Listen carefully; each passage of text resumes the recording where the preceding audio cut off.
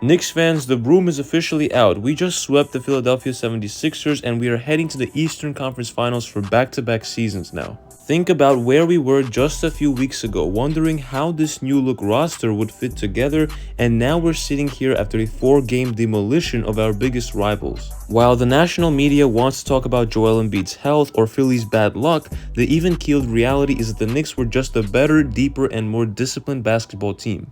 We didn't just win this series, we broke them. Today we're breaking down the sweep, how Jalen Brunson officially became the king of the East, and why this team is finally ready to bring a trophy back to the Mecca. To get the full picture, you have to look at the total dominance of these 4 games. We didn't just scrape by, we dominated the flow of every single quarter, and after that historic 51-point win against Atlanta in the first round, everyone wondered if we could keep that same energy against a heavy hitter like Philly. Well, consider that question answered. The Knicks blueprint is working perfectly. We took their best shots in games 2 and 3, stayed calm, and let our depth take over.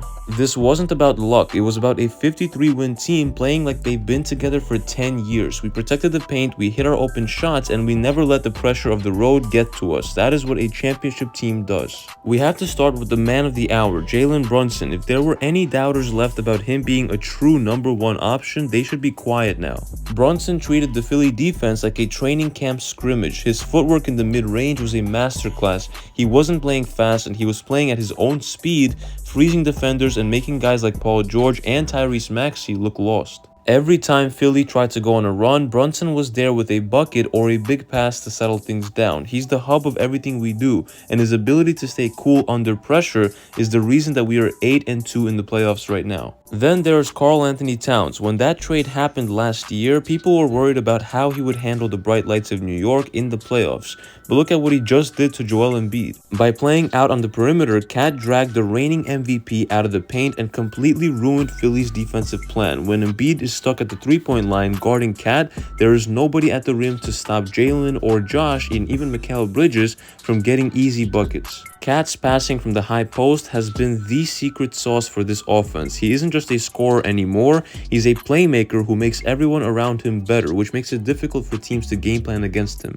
He outplayed Embiid in almost every meaningful category this series, and he did it while playing within the system. But the real heart of this sweep was our defense. OG Anunoby and Mikal Bridges are a nightmare for any wing player in this league. They spent the last 4 games taking turns, locking up Tyrese Maxey, and making life miserable for the Sixers shooters. When you have 2 guys who can switch onto anyone and still hold their own, it creates a defensive floor that's almost impossible to break. We saw Philly get frustrated, take bad shots, and eventually just give up in Game 4. That's the Nova Knicks energy. It's that grit and hustle that Jalen, Mikal, Josh Hart, and Deuce McBride bring every single night. They don't care who gets the credit, they just want the win. Speaking of Deuce and the bench, we have to give them their flowers. The duo of Jose Alvarado and Deuce McBride off the bench has been a massive wildcard for us, and they come in and just cause chaos. Alvarado's energy is infectious, and Deuce has turned into one of the most reliable 3-point shooters in the playoffs, and when our starters go to the bench,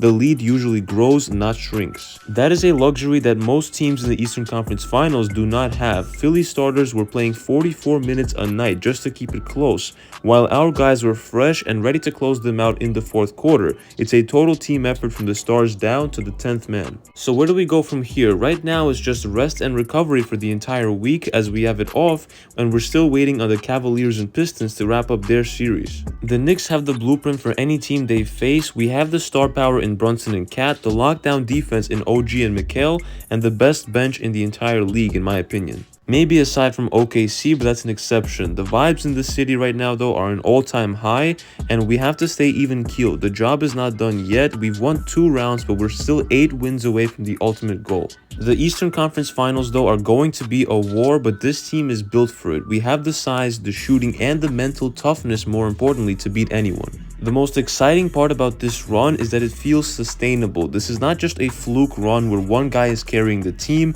It's a group of guys who truly fit together and understand their roles. Whether it's Mitchell Robinson coming off the bench to grab huge offensive rebounds or Jordan Clarkson providing that scoring spark when we need it, everyone is contributing in their own way. That's why we were able to sweep a team as talented as Philly. We did not play hero ball, we played Knicks basketball. We moved the ball, defended like our lives depended on it, and trusted the blueprint. As we look toward the ECF, the keys remain the same. We have to keep KAT involved as a playmaker and keep the pace fast enough to tire out the opponent, and most importantly, keep that defensive intensity at a 10. Madison Square Garden is going to be rocking next series, and we have to use that energy to set the tone early. We have shown time and time again that we can win on the road, but protecting home court is what moves you from a good team to a legendary team. The city has waited a long time for a moment like this, and this roster is finally rewarding that patience. Closing this out, I just want to say how incredible this journey has been so far. Sweeping Philly is a moment that every Knicks fan should savor, but tomorrow we get back to work. The architecture of this team is solid, the stars are locked in, and the vision is clear. Let me know in the comments, who do you want to see us face in the ECF, and do you think Jalen Brunson is officially the best player in the East right now? I'll be in the comments all day talking hoops as we celebrate this sweep. It's been KNYT here, and I'll see you guys in the next one.